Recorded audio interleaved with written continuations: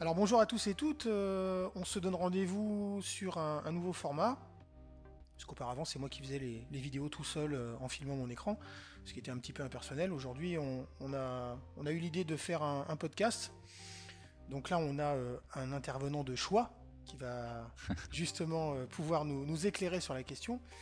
C'est notre ami Papuche. Papuche, bien évidemment, ne s'appelle pas Papuche dans la vie, mais Chris. Ouais, Je le salue d'ailleurs, hein. bah, Bonjour je te Chris. salue. Je Et te salue, puis, Alex. bah écoute, on va te présenter un petit peu avant parce que ce que j'avais l'intention de faire justement dans ce podcast, c'est d'avoir une personne qui serait référente sur la question, puisque toi c'est ton métier, t'es graveur, donc ton boulot c'est justement de mettre en page et de créer justement les partitions, les méthodes. Donc je pense que tu étais le bon client pour pouvoir faire cette vidéo et avoir un avis qui Merci. serait pertinent. Donc Merci. avant de parler justement du sujet d'aujourd'hui qui est la version de Notion avec le module dédié à l'écriture à main levée sur iPad, on va faire Mhm. un petit tour de la notation musicale aussi bien sur ordinateur que sur iBidule, en l'occurrence sur l'iPad et puis sur les surfaces de chez Microsoft. Alors pour faire simple, on va dire qu'on a quoi? On a combien d'acteurs en tout, je dirais, sérieux en termes de logiciels de gravure? Alors, pour les applications d'ordinateur, tu as deux gros dinosaures, en la personne de Final et Sibelius. Tu en as certains autres, comme Notability Pro, entre autres. Tu as aussi Lillipond, mais c'est plus du code. C'est vraiment pour les codeurs, les musiciens codeurs. D'accord. Sinon, bah, tu as les autres petits que j'appelle les guitares pro et compagnie. Mais disons que si tu veux taper dans le sérieux, bon, bah, c'est deux premiers que je t'ai cités, hein, Final et Sibelius. Voilà. Et il y a Notion, donc ce fameux Notion que toi-même tu m'as fait découvrir, hein, Oui. et que je connais peu, hein, mais qui te remplit de joie. Oui, c'est un peu, je dirais que c'est un peu le logiciel d'écriture musicale qui m'a sauvé la mise parce que je me suis arraché, bon, faut dire j'en ai plus beaucoup, mais des quelques poignées de cheveux restantes à cause de Final qui était une usine à gaz, mais qui reste quand même un logiciel ultra performant, mais quand même réservé à des personnes quand même assez pointues et vraiment dont c'est le métier. Je pense que c'est vraiment un logiciel qui s'adresse plus à des personnes comme toi, qui ont vraiment besoin de quelque chose de très fin, de très fouillé. Je sais pas toi ce que t'en penses, mais Sibelius j'ai essayé aussi. Sibelius était beaucoup plus accessible parce que peut-être, à mon avis en tout cas, c'est mon ressenti sur le moment quand je l'ai essayé en version trial. C'est peut-être plus un logiciel qui est orienté vers le musicien et pas vers le graveur. Mhm. Mais l'un dans l'autre, aussi bien Final que Sibelius, ça a été quand même, je dirais, des logiciels qui étaient assez complexes, assez peu orientés, je dirais, musicien, c'est-à-dire la façon dont un vrai musicien va travailler. Et j'ai découvert un jour Notion. Et Notion, ça a été un peu la résurrection. Je me suis entre guillemets, rabiboché avec l'ordinateur. Et c'est un logiciel qui m'a permis de faire quand même pas mal de choses. Oui, parce que toi, tu avais un besoin en fait d'incorporer le son à Voilà, l'écriture. voilà. Et bon, il y a beaucoup de gens qui essayent avec Final, Sibelius aussi, je pense. Je connais quand même un peu plus Final. Moi, je reste et je pars du principe que ces logiciels sont pas là pour faire du son, C'est vrai. même s'ils veulent absolument les programmeurs intégrer ce genre de choses. Pour moi, Final, tout comme Sibelius, ce sont des, comment dire, c'est pour faire de la PAO, quoi. Enfin, je veux dire, du bouquin, c'est pour faire De la mise en page. voilà, de la mise en page. Là, pour ça, c'est peut-être un peu usine à gaz, mais très honnêtement, tu fais des trucs terribles. Maintenant, si tu commences à y incorporer du son, moi, je le fais pas du tout parce que j'estime que ce logiciel ne sert pas à ça du tout, quoi. Il y a d'autres logiciels bien plus costauds que Final. Ça fait pas partie du tout de tes besoins puisque c'est pas par rapport à la clientèle qui fait appel à tes services, c'est pas quelque chose qui t'est utile. Pas du tout, non. Bon, éventuellement, t'écris un truc, t'as envie d'écouter un petit peu ce qui se passe. Bon, moi, je vais dire très honnêtement, les sons MIDI de base me suffisent hein, pour sentir une erreur de hauteur de note. T'as pas besoin d'avoir des sons symphoniques pour ça. Donc, moi, je produis à mes clients bah, des partitions PDF ou autres, ou même pour les imprimeurs. En fait, c'est du papier. Il faut que ce soit joli et pratique à la lecture. C'est surtout ça. Maintenant, si je veux faire du son, bah, il y a des logiciels pour ça, quoi. Par rapport à comment? À toi qui m'as montré Notion, je suis donc tombé, si tu veux bien, on peut commencer à parler de la version iPad? Oui, alors avant de parler de la version iPad, je voudrais juste qu'on fasse une petite aparté sur StaffPad. Oui. Parce que c'est un peu ce qui nous amène aujourd'hui à faire ce podcast. Alors StaffPad, c'est un peu le logiciel qui énerve, je pense, pas mal de développeurs sur iOS Mmh. et sur tablette. En l'occurrence, les tablettes plutôt Apple. Il faut savoir que Apple a quand même été quasiment tout le temps, je dirais, à l'initiative de nouvelles choses qui ont fait qu'on a pu faire évoluer à la fois le logiciel, mais aussi les machines, les tablettes, etc. Et malheureusement, cette fois-ci, nos amis de chez Microsoft, même s'ils travaillent sur la plateforme concurrente, il y a quelque temps, Microsoft a sorti la tablette Surface, qui est la concurrente de l'iPad, mais qui est en fait plutôt un ordinateur hybride. C'est-à-dire qu'on a gardé la partie tactile, mais la façon dont a été pensée Surface, c'est d'utiliser la tablette avec un OS qui serait le même que celui qu'on utiliserait sur un ordinateur. Donc on peut imaginer un iPad qui utiliserait non pas iOS mais macOS 10. Mmh. Et je dirais que cette façon, cette philosophie de voir les choses a rencontré quand même pas mal de succès et un éditeur qui s'appelle StaffPad a mis le doigt dans l'engrenage et a proposé un logiciel de notation musicale qui est juste hallucinant. Attention, si je moi personnellement, je n'ai vu qu'une seule vidéo, de ce produit, hein. Oui, moi j'ai eu l'occasion, alors j'ai été le voir dans une boutique sur laquelle j'ai pu justement tester l'application Mmh. avec le stylet et tout le tintouin. Voilà, c'est vraiment quelque chose de stupéfiant. On reste quand même sur le cul parce que on a vraiment l'impression d'être devant une feuille de papier Ouais. avec un stylo, avec la même rapidité d'exécution, aucune latence. Enfin, vraiment, c'est le saint graal de toute personne qui serait par exemple allergique au séquenceur ou à ce genre de logiciel, mais qui pourrait pas faire l'impasse sur le papier et le crayon, mais qui voudrait quand même bénéficier des nouvelles technologies. Donc StaffPad, c'est un peu voilà le trublion qui a fait que beaucoup d'éditeurs vont courir, je pense, après ça. D'ailleurs, je pense que la tablette de chez Microsoft, qui est Surface, a très certainement donné des idées à nos amis de chez Apple, puisqu'ils ont sorti l'iPad Pro, Mmh. Oui. avec le stylet. D'ailleurs, on nous a dit pendant des années, oui, le stylet, ça sert à rien, le doigt, c'est mieux, le doigt, c'est l'avenir, parce que le doigt, c'est l'être humain, on fait rien de mieux qu'avec les doigts. Et puis finalement, Apple a retourné sa veste, et puis de la même façon qu'il disait que les iPhones au-delà du 4 pouces, c'était pas gérable, et ben maintenant on se retrouve avec des iPhone 6, 6S et 6 Plus qui sont d'une taille gigantesque pour un téléphone et qui sont plus des phablettes que des téléphones.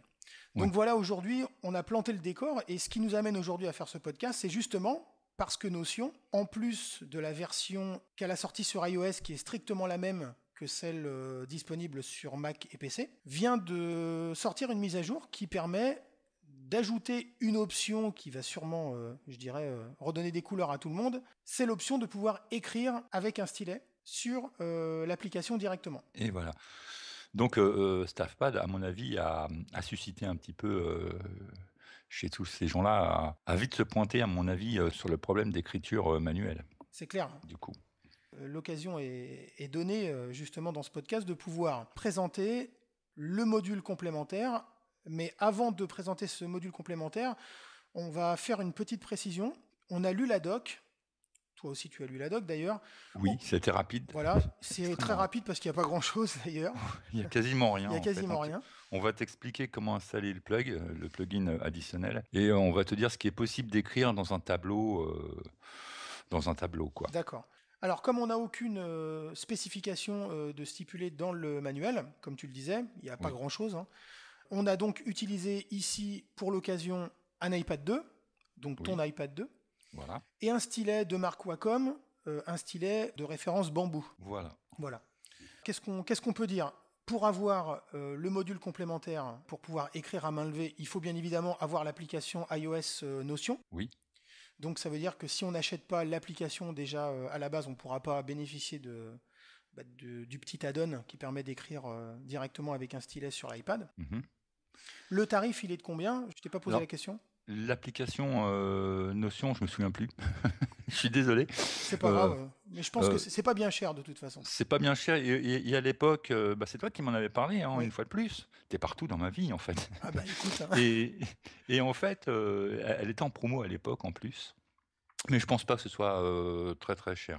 Non, je crois, Euh, je me souviens plus, mais je crois que j'ai payé ça moins de 20 euros à l'époque. Et le plugin entre guillemets qui permet d'écrire avec le stylet, il est facturé combien? alors lui, il est à 7,99. D'accord, D'ailleurs, si tu veux bien, j'ouvre un nouveau fichier et puis on regarde où ça se passe. d'accord. Donc, j'ouvre un nouveau fichier. Là, pour le moment, j'utilise mes doigts. Euh, je vais mettre n'importe quoi. Là, en fait, c'est au lancement de l'application, il te demande de créer une sorte de projet. Voilà, en fait, on crée une nouvelle partition, comme toujours, en fait. D'accord? En fait, ça change après, quoi. À partir de là, il charge. Très bien. Là, on va rajouter, tu m'excuseras, je vais mettre une clé de phare. On va rajouter, en fait, les clés qu'on a besoin. Fais-toi plaisir. Allez, j'ajoute. Jusque-là, c'est tout à fait normal. D'accord? Voilà. Ensuite, bah, pour rajouter le plugin, Mhm. on va toucher en bas à gauche sur la roue crantée. Et dans la liste, on a écriture manuscrite. D'accord? Bon, là, il y a marqué acheter tout en haut, mais là, c'est ici qu'on va te proposer bah, de te fournir du plugin à 7,99 € D'accord. environ. Ok. C'est de l'achat in-app en fait. C'est de l'achat à l'intérieur de l'application. Voilà. D'accord. Et donc, c'est le fameux handwriting qui vient s'ajouter à l'application D'accord. Notion. Voilà. Alors, je retourne en arrière.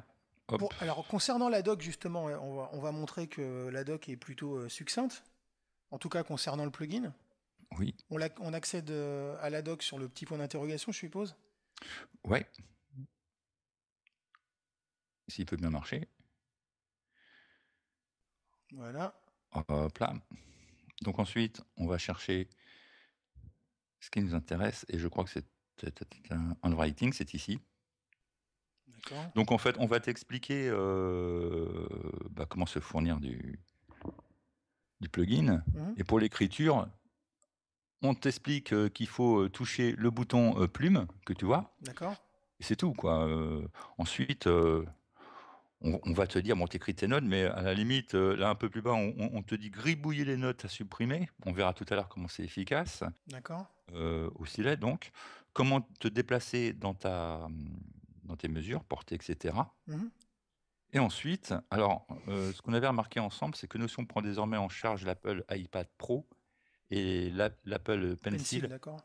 Avec l'Apple Pencil, vous pouvez toucher tous les éléments et fonctions existants, mais avec beaucoup plus de précision. Là, c'est vrai que c'est important de souligner avec beaucoup plus de précision.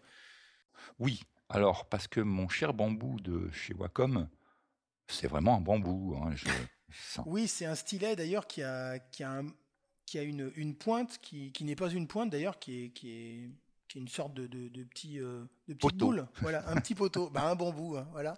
un Mais bambou. le cas échéant, on s'est permis quand même de pouvoir faire ce podcast parce que Presonus ne fournit aucune spécification, c'est-à-dire ne dit pas pour un usage normal du logiciel, vous devez utiliser tel type d'iPad, tel type de stylet et compagnie. Donc c'est pour ça que quelque part on fait ce podcast parce que sans aucune annotation particulière concernant le matériel, bah, ça veut dire qu'on peut faire normalement le bon usage de l'application avec n'importe quel stylet et n'importe Oui, quel iPad.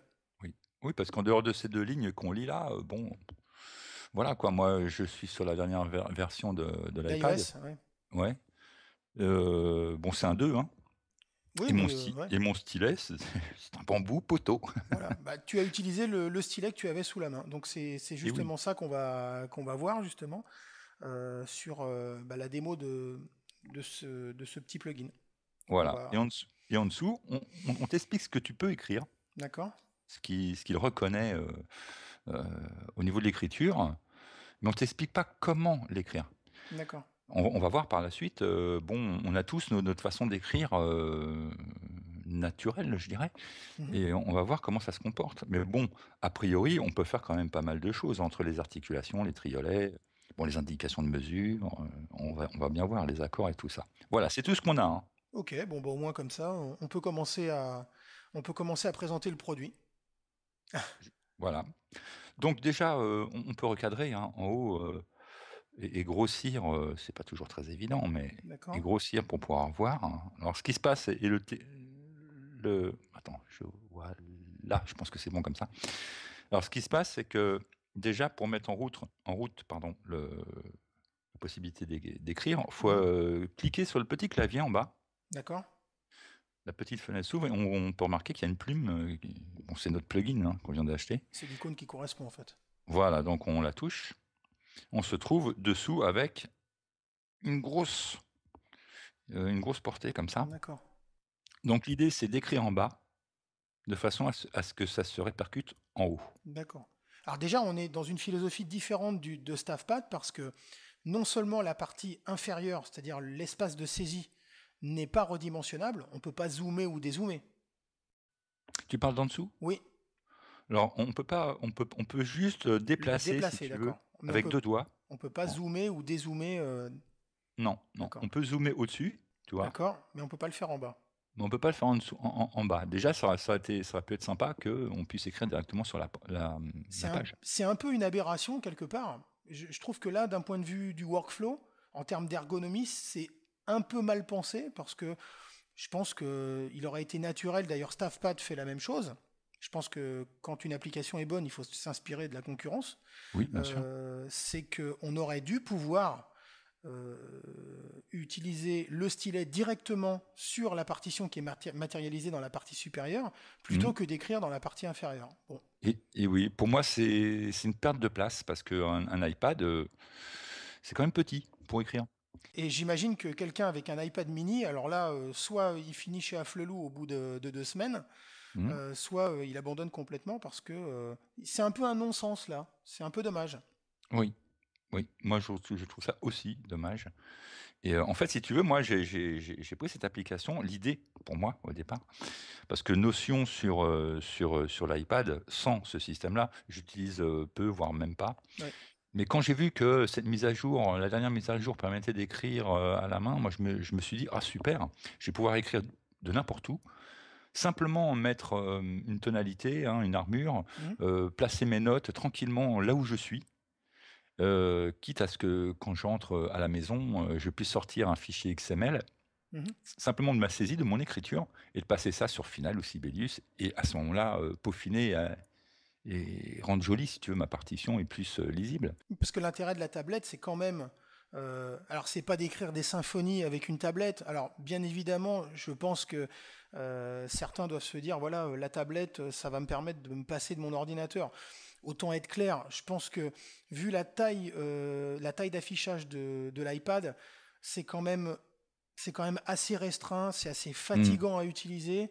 Et je pense que voilà, c'est plutôt un outil de saisie d'appoint qui permet de retravailler certaines choses, de peaufiner certaines bricoles. Et puis peut-être, je pense, dans l'idée que je m'en étais faite, moi, c'était de pouvoir y insérer des idées plutôt, s'en servir un peu comme bloc-notes Voilà, et de l'exporter en fichier XML en ayant l'application sur l'ordinateur et de pouvoir retravailler la chose à la maison. exactement. En fait, tu dégrossis ton travail d'écriture. Voilà. Vraiment, tu as une idée un instant T, Mhm. hop, tu sors l'iPad, tu notes ton truc, tu rentres à la maison, ou même tu fais un relevé, je sais pas, tu es au bord de la plage. Oui, bah, de toute façon, on peut tout imaginer à partir du moment où le truc Enfin, est pas en ce mobile. moment, hein. Oui, c'est vrai que c'est un petit peu. Faut aimer des icebergs. Voilà. Voilà, donc Donc voilà, bon, c'est un peu, voilà, c'est la première réflexion qu'on peut faire d'un point de vue de l'interface, c'est qu'il y a ce petit regret. Bon, voilà, voyons si le reste, entre guillemets, tient toutes ses promesses. voilà. Donc, alors, je continue. J'ai toujours pas utilisé le stylet, hein. D'accord, Là, si je veux, je sais pas, commencer à la mesure 5, d'accord, faut que je touche la mesure 5 sur la partie haute de d'accord. l'écran, là, de ce qu'on voit. et ça m'amène directement, comme tu vois, en bas, hop, D'accord. à la mesure 5. Alors donc, si tu veux bien, on va commencer à écrire des notes. Oui, bah, je pense que le but du jeu, c'est un peu ça. Et puis je pense que ceux qui nous regardent aussi doivent se dire, bon alors, fais péter les notes. Je fais péter les notes. Alors attention, attention quand on écrit un truc, il faut surtout, avoir la main décollée par rapport à l'écran. Ce que je veux dire, c'est D'accord, qu'il faut pas que tu aies le tranchant de ta main qui touche l'écran parce que sinon, c'est le tranchant de ta main qui va écrire. Il faut vraiment aller avec la pointe, de son stylet, d'accord, si on a la chance d'avoir un stylet pointu, pas comme d'accord. moi. Alors, on va commencer par des valeurs longues, voilà. Et puis Ouais, on va voilà. décliner petit à petit. Donc je vais dessiner une ronde. D'accord? On voit que, elle s'est dessinée en Elle, dessous. elle a été traduite, entre guillemets, directement par le logiciel. Voilà, et elle a été reportée sur la D'accord? partie haute Ok? de notre partition. On va se faire plaisir en se faisant des blanches. Je vais essayer d'être parce que c'est pas très précis. Ça se passe plutôt bien. D'accord? Continuons avec des noirs. Alors, puisque ça va super bien,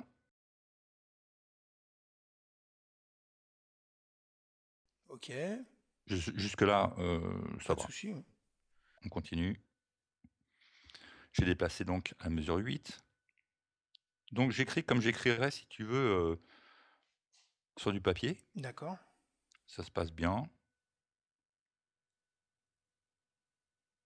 Alors ça lit mince, excuse-moi. Ouais, ça lit les croches. D'accord? Ok? Voilà, jusque-là, Pas de souci. d'accord. Alors, on va attaquer les doubles. D'accord? Donc les doubles, je vais écrire les 4 têtes, les 4 ampes et la double ligature. Ce qui est logique, je pense que c'est un peu ce que font tous les musiciens quand ils écrivent sur du papier. Voilà, comme j'écrirai sur du papier.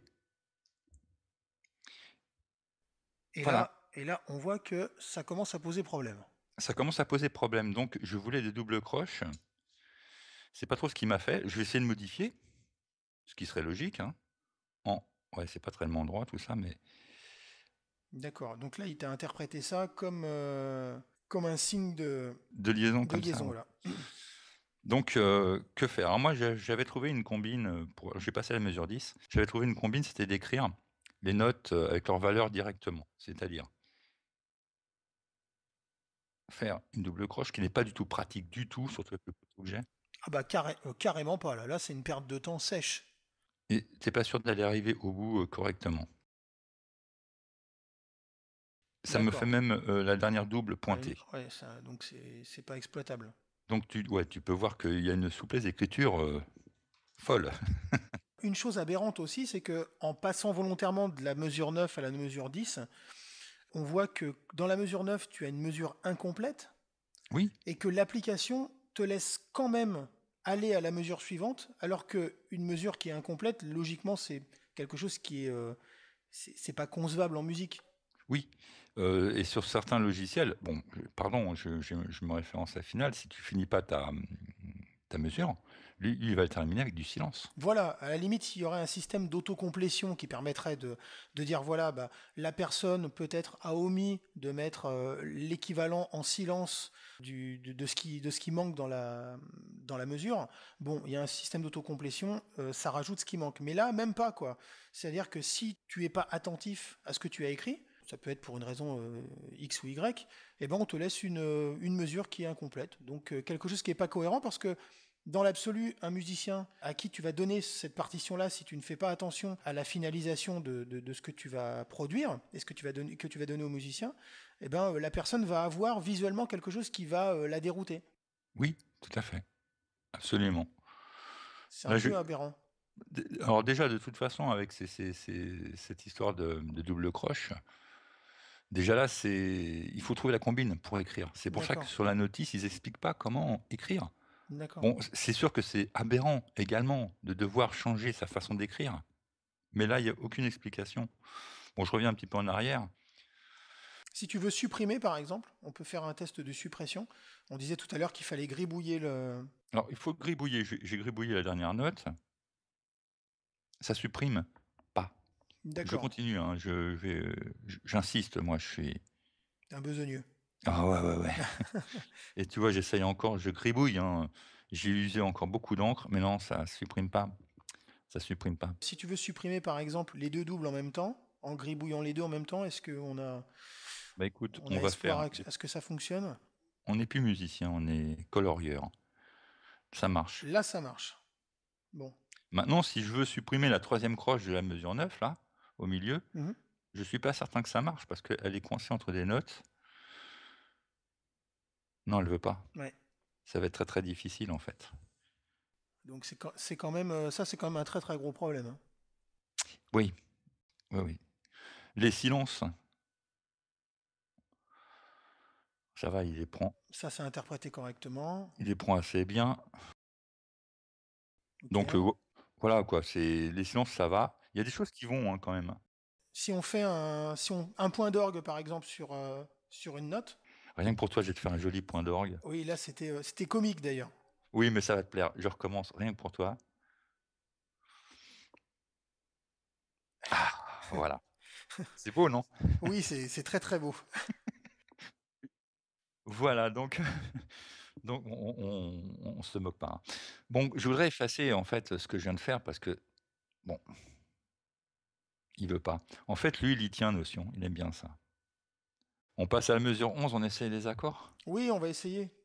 Mais bon, je t'avoue que déjà rien en ayant vu en préambule les premières insertions que tu as pu faire dans la partition, déjà ça me donne envie de fermer, de couper court en fait. Oui, oui, oui, on en parlera à la fin. Ouais. Là, bon, les accords, a priori, il y a pas trop de Pour les soucis. altérations par exemple, là si tu rajoutes une altération sur une note, Le sol dièse, oui par exemple, bon là c'est pris en compte. ça passe plutôt bien. Maintenant, si je change l'armure, ça change pas l'armure. Si tu veux faire un changement de mesure ou un changement de clé, Un changement de clé, là, on est en alors attends, je vais te faire ça passe. d'accord? Là, tu es Heu, en 4/4. Si tu passes en 2/4, par exemple, sur la mesure 13. ah, excuse. Ah oui, à peine tu écris, ça te fait quelque chose, hein. D'accord. En 2/4, mesure 13, je pense que ça va être bon. Ouais, ça passe Ok. plutôt bien. Maintenant les lignes au-dessus, alors ça, j'avais pas testé. Tout ce qui est en ligne supplémentaire. Ouais, ouais, si ça passe. D'accord. C'est toi, je viens d'y penser à l'instant, pour le test et Si tu veux faire un octava alta, par exemple, sur cette note, alors attends voir. si tu dois l'écrire, est-ce qu'il le prend en compte correctement ou D'accord. C'est ça que tu attendais? Pas du tout. Pas du tout. Heu, en fait, bon, je le dis maintenant, mais c'est malheureusement pas utilisable.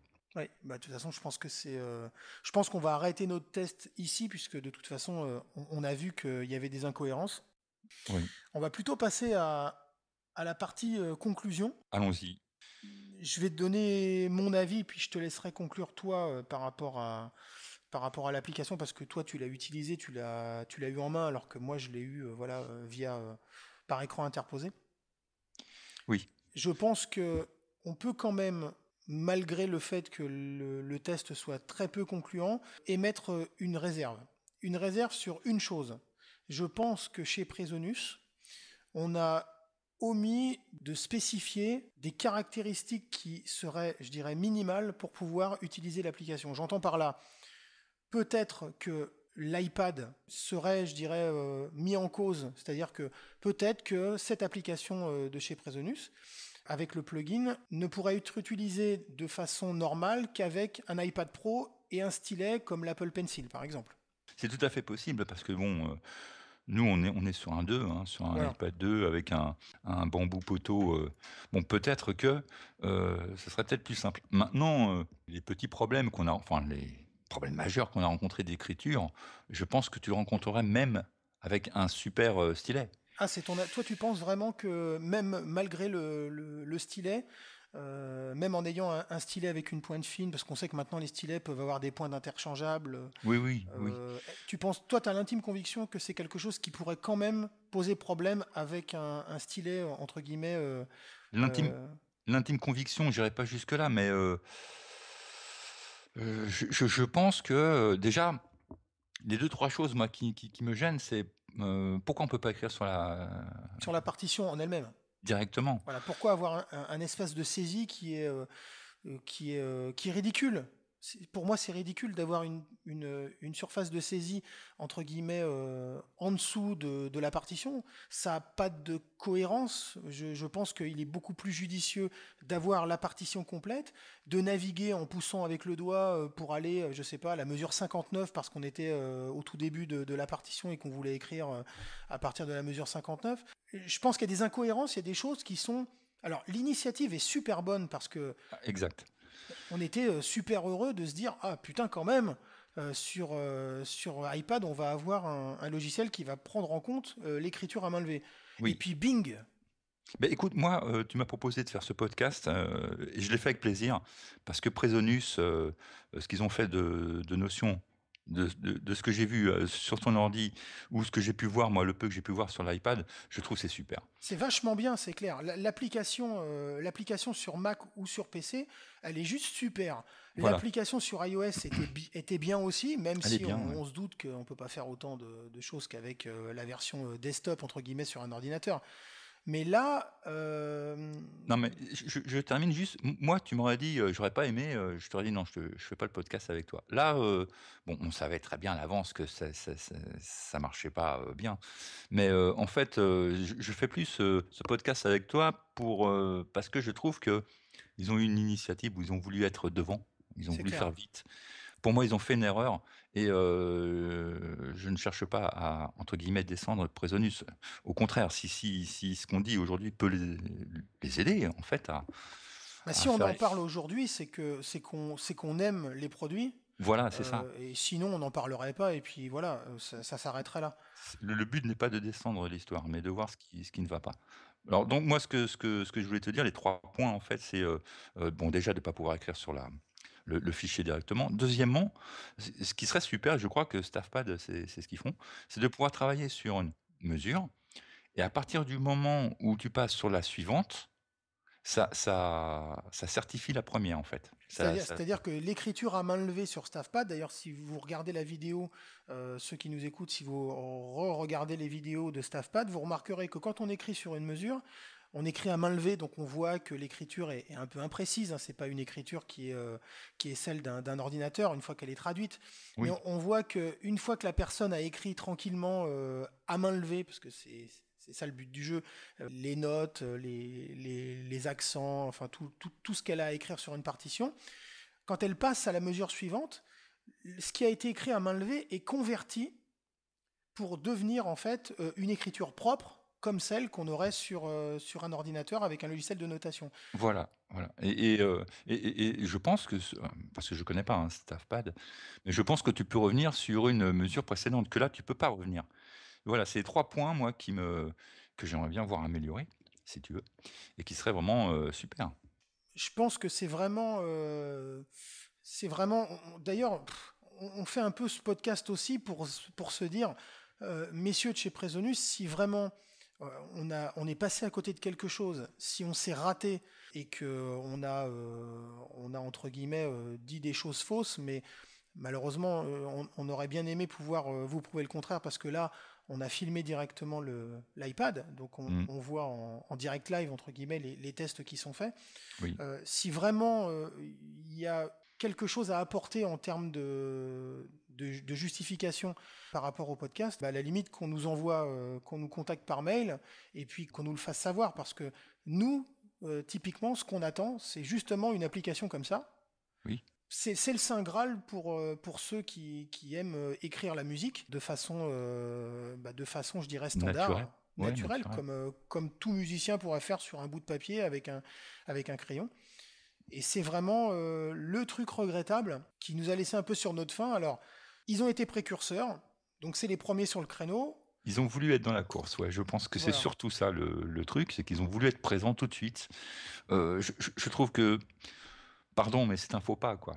C'est un faux pas parce que je pense que si vraiment ça vient du matériel, ce qu'on pourra pas malheureusement vérifier nous-mêmes parce qu'on peut pas se payer la collection complète des iPads avec l'iPad Pro.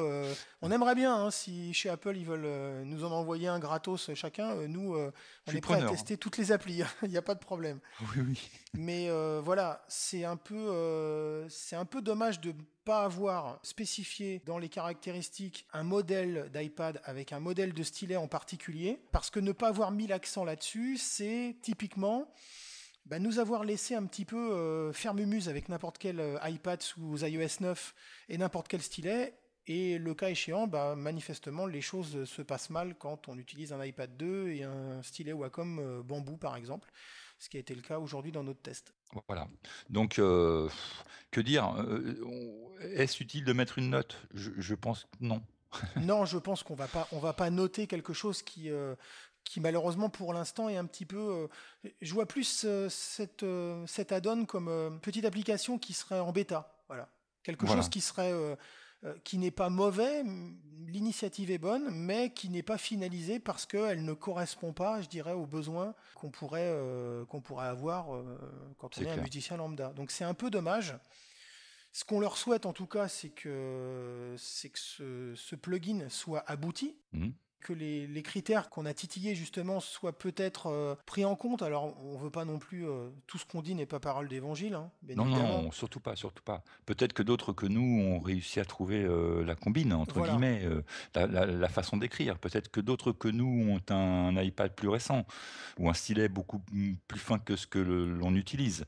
En tout cas, je pense que tu es d'accord avec moi, Alex, si, je dis que si demain il y a une mise à jour et puis qui apporte des changements notoires, on se fondra d'un prochain podcast. Ah bah là c'est clair. De toute façon, on va pas les lâcher. On va pas les lâcher pour deux raisons. C'est que de toute façon, on aime les produits, donc y a aucune raison qu'on les suive pas. Et puis ce petit plugin là est quand même un petit plugin prometteur parce que c'est quand même plutôt sympa d'avoir ça dans une application dédiée à l'écriture musicale.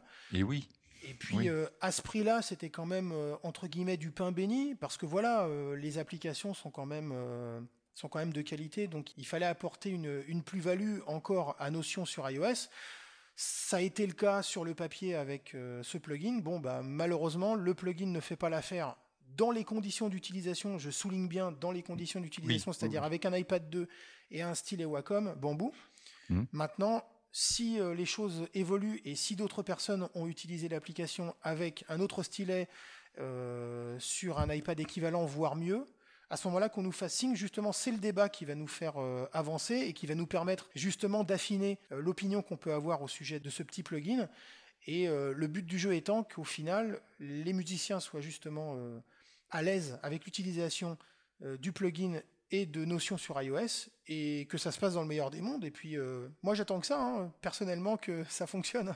Je me joins à toi et si on peut apporter notre pierre à l'édifice, C'est clair. Nous, on est moi prêt à tester. Hein, si, de toute façon, bon, c'est clair et net que ce genre de pour les musiciens comme nous, ce genre d'outil est indispensable, primordial. Voilà, quoi. D'ailleurs, si chez Presonus, l'équipe de Notion nous écoute, on ne sait jamais, hein, on peut rêver, Oui, ce qui serait vraiment l'idéal, c'est que la tablette puisse être un instrument de saisie qui permette de répercuter ce que l'on écrit sur l'iPad dans l'application sur Mac ou PC. C'est un message que je lance à tous les éditeurs d'applications spécialisées dans l'écriture musicale. Faites-nous ça, vous allez voir, on va sauter au plafond. Parce que moi, franchement, j'attends ce truc-là depuis très très très longtemps. Personne ne l'a fait.